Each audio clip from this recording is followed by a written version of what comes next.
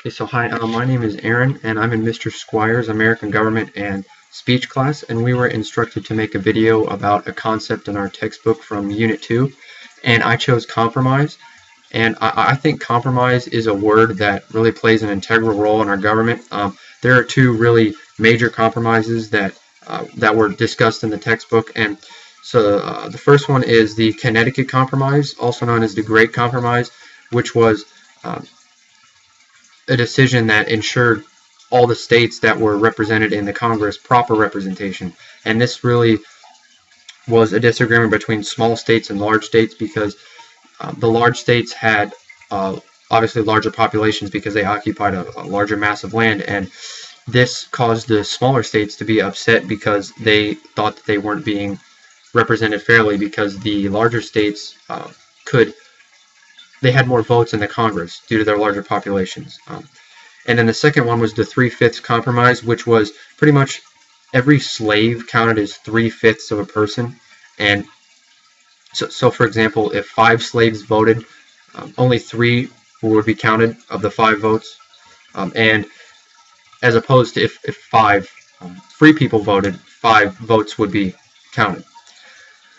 So beyond that surface level content, I kind of wanted to go a little deeper and talk about the philosophy and idea behind the word compromise. And I found this really great article by this guy named Jeff Landauer, and he kind of discusses like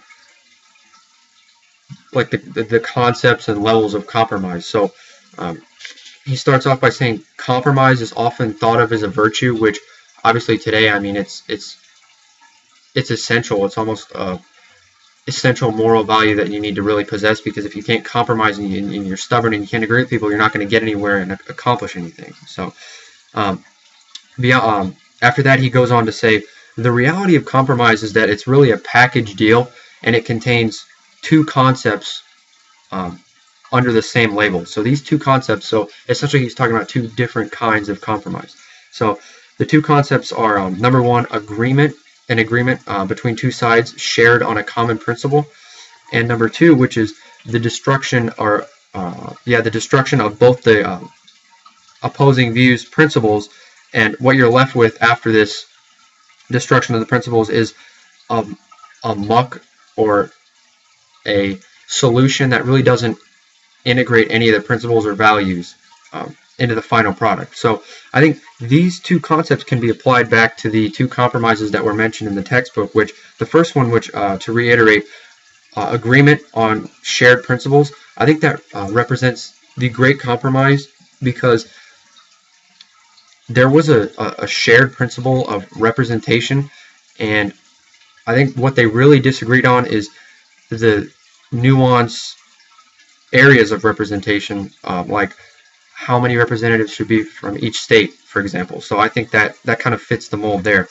And the next one, destruction of the principles, and then obviously what I said you're left with is kind of a hazy muck of the kind of a combination of the two principles that were instilled in the first place.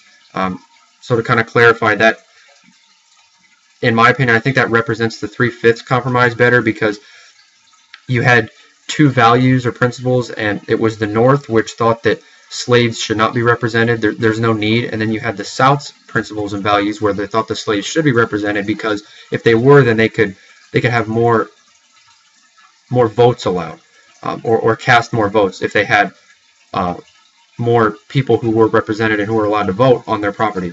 So, and then you're kind of left with the solution, which was obviously the 3/5 compromise, and that's kind of the muck between the two North and South principles, where you have they're kind of represented as a person, but really they're not even represented as a entire human being, which like I said, kind of represents the muck. So yeah, I think that article really helped me understand the principle of compromise and how that played a role in establishing what obviously we don't use the 3/5 compromise anymore, but I think it played a role in the Great Compromise, because that's still a concept we use today in our government, and I think it's cool that the compromise played a role in a concept we used in government. So that's it. Thank you.